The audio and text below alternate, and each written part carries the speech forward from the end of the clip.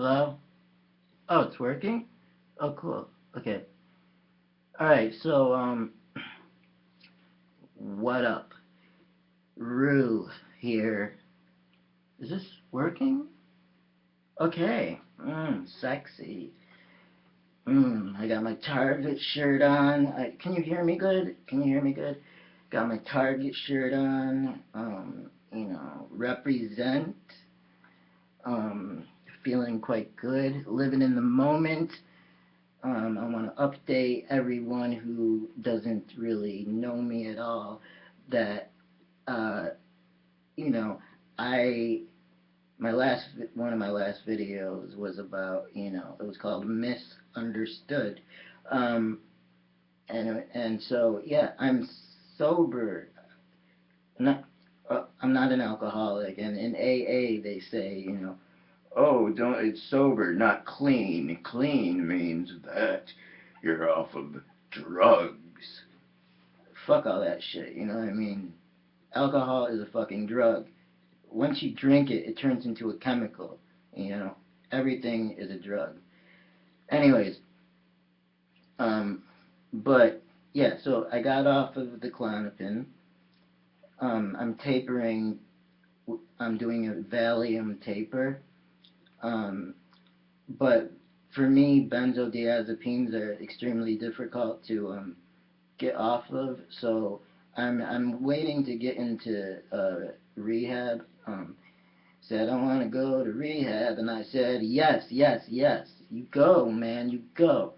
Um, um, but really, I just want to get off of. I mean, I want to go to rehab just simply because I want to get off of the benzos altogether. And it's very difficult to wean off of benzos. I don't think I'll be able to get off of this Valium. So, I'm just still waiting to get into um, this rehab, and when I do, they'll be able to give me phenobarbital, for things like seizures and whatnot, and because it's a nightmare, the withdrawals of benzos. Um, Anyways, so yeah, the last time I went into rehab, it didn't work out.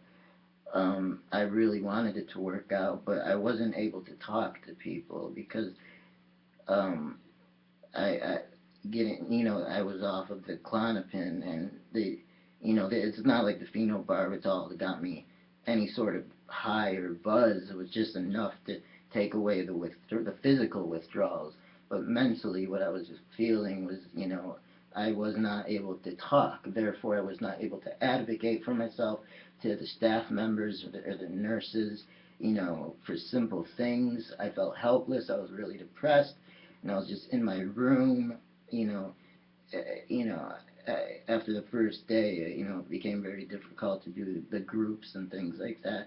And I was just repressing a lot of stuff, and it was like a ticking time bomb. And eventually, I just fucking left.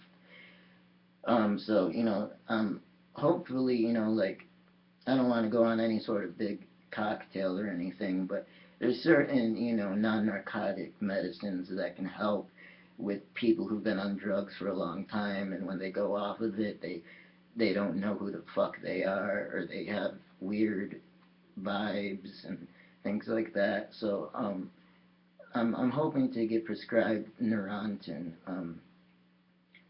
So when I go to rehab, I'm not completely speechless and like gone.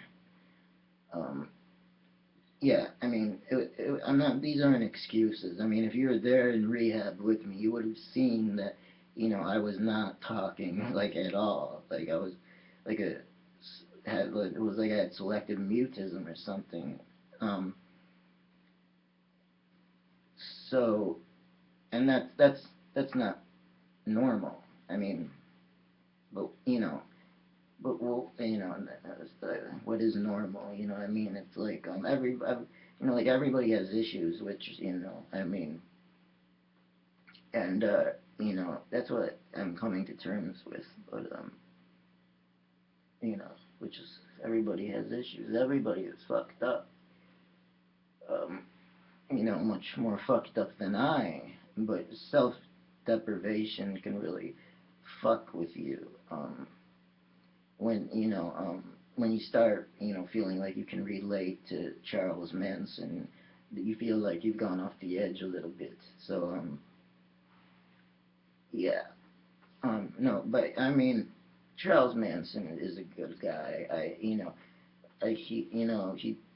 guess I heard he wrote to Obama to see if, to, you know, let him free, get me out of the prison, but it didn't work, which is bullshit. I mean, yeah, he his followers killed 8 people, I believe. Um, but it was so fucked up. I mean, it, I mean, he shouldn't be in prison for life. I mean, he wasn't a leader. Anyways, I don't know. I mean, anyways, what am I trying? I wanted to make a video and I got nothing. I got nothing to say. Let's look at my journal here, see if I got anything to say.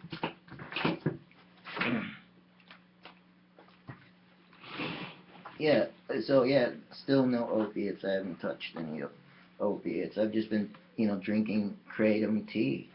I mean, it's amazing. I'm off of the I haven't touched any opiates.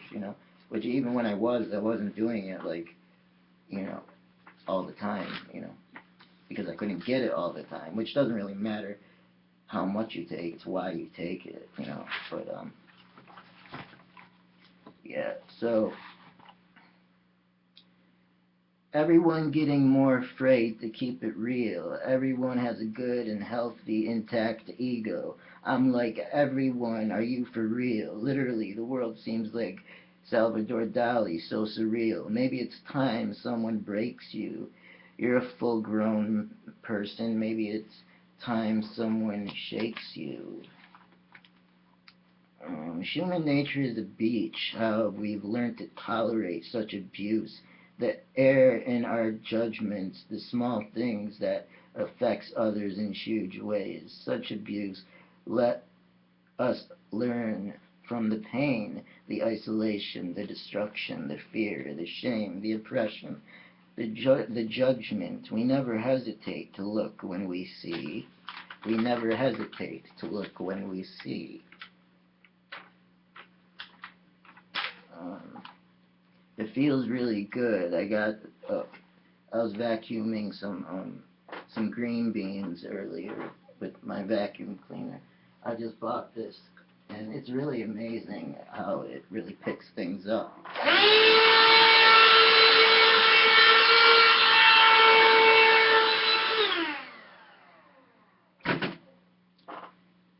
Um, as far as what's going on right now in the news,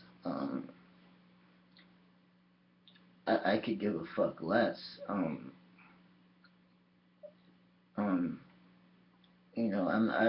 I don't vote because I'm not patriotic, and if I had to vote, I would probably go for Bernie Sanders.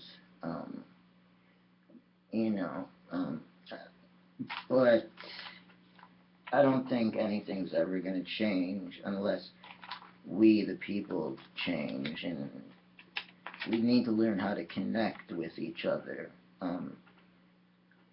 ideally, and that's how we would change the world, not from any person in office. Um,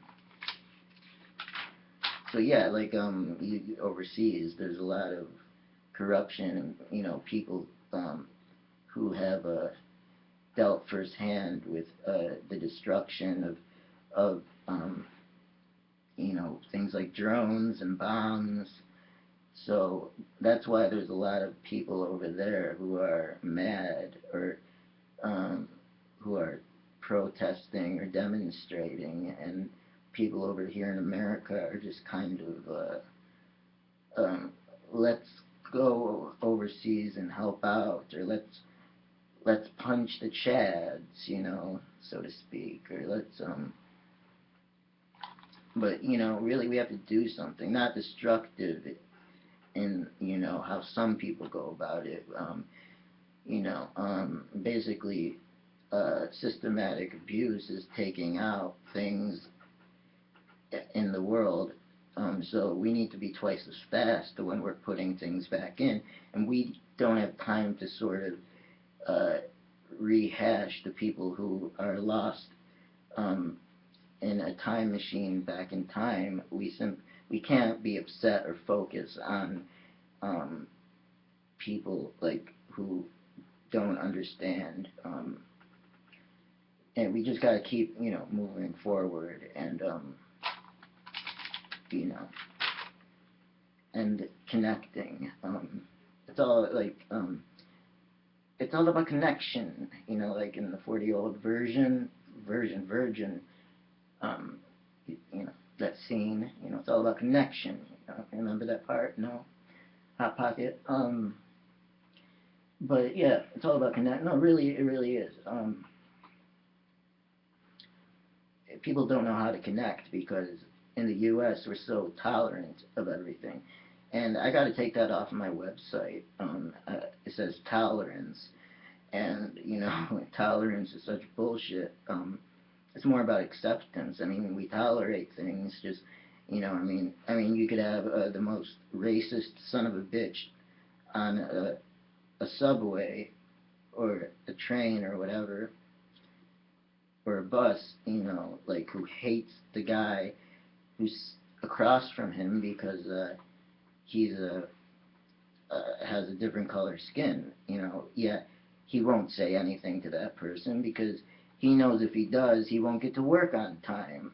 New York City, Manhattan is a great example of tolerance. Everybody's just doing what they got to do. And tolerating everybody.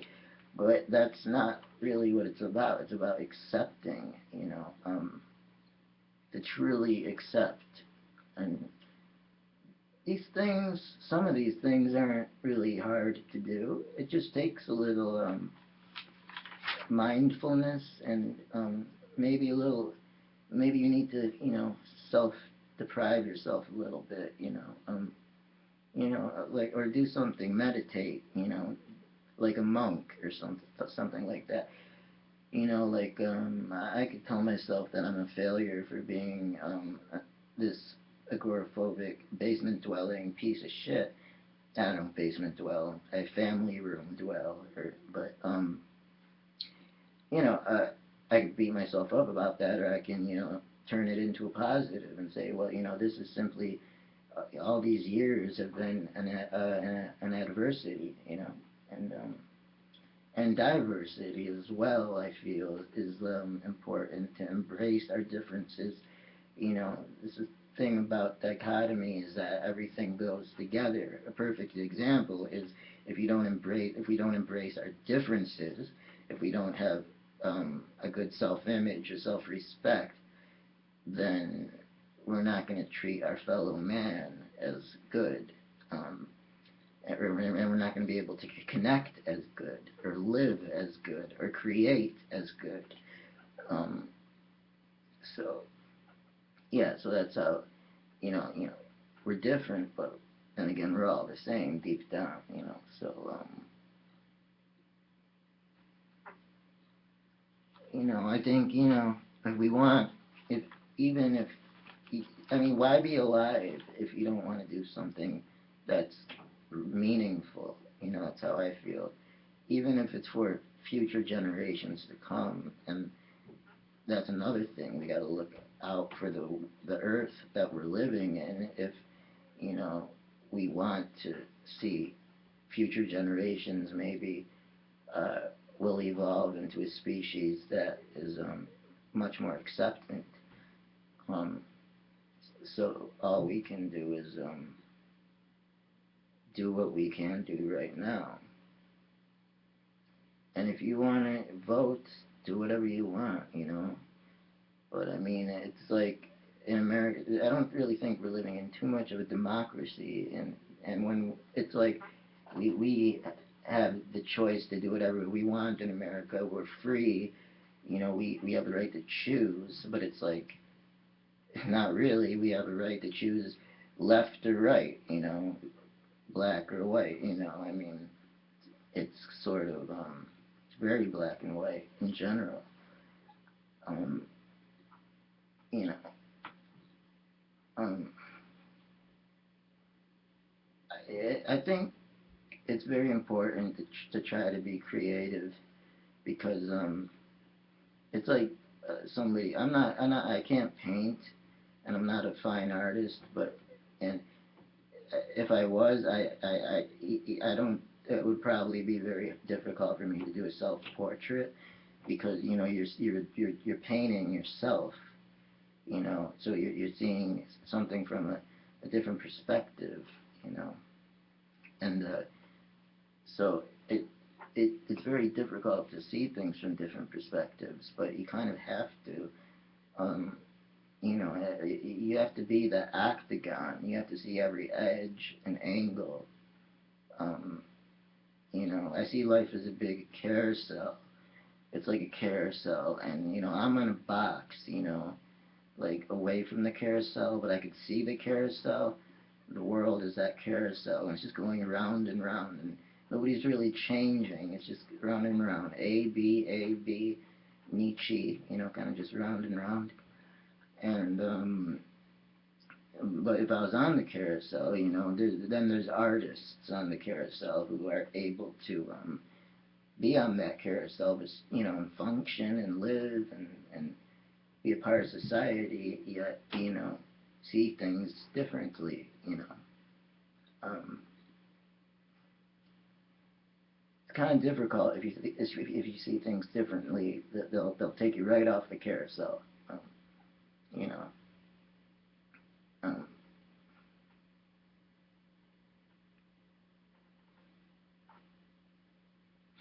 take you right off the carousel.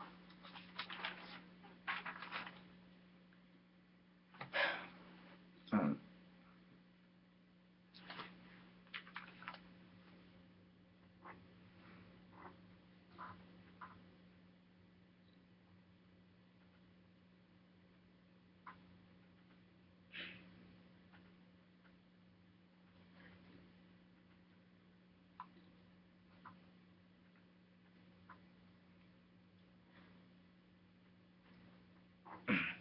I'm sorry. Give me a moment.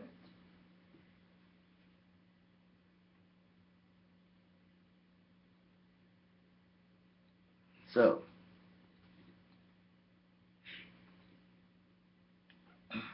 anyways, if somebody self-deprived themselves or isolated themselves, even if it was their choice to isolate themselves for whatever reasons, um, you start to relate to other people who had it worse than you, or people who are oppressed in all sorts of ways because you feel oppressed. So you kind of feel this connection to the people or the world. Um, you kind of don't take advantage, or you don't take for granted the connection of of of humanity or whatever. Um, you don't take it for granted, and it, I was just getting really upset with. It's harder and harder for me to look at the or hear about what's going on. I don't know if it's so much empathy, but it's just that I relate to it and I don't like it. You know why people kill other people. At the same time, I can relate to people who shoot up schools or Charles Manson. But but I don't think that's just as bad as why people get a hard on whenever a celebrity dies. You know, why? I don't think it's morbid curiosity as it is simply just morbid, and our fascination with death just shows how shallow um, a lot of people are in America. And I just want to say hello. It's 20. It's going to be 2016. It's time to wake up. A lot of people are beginning to wake up, but but for the people who are already awoke, have been awake, it's our responsibility to um, to utilize the progress that's being made, because progress can really hurt like a bitch. So we just gotta, keep plowing through. You know what I'm saying? So, yeah, represent the downtrodden all the way. And if you relate to this video in any way, shape, or form, please comment, express yourself, put something out there, make a video response. Um, do something. Peace. One.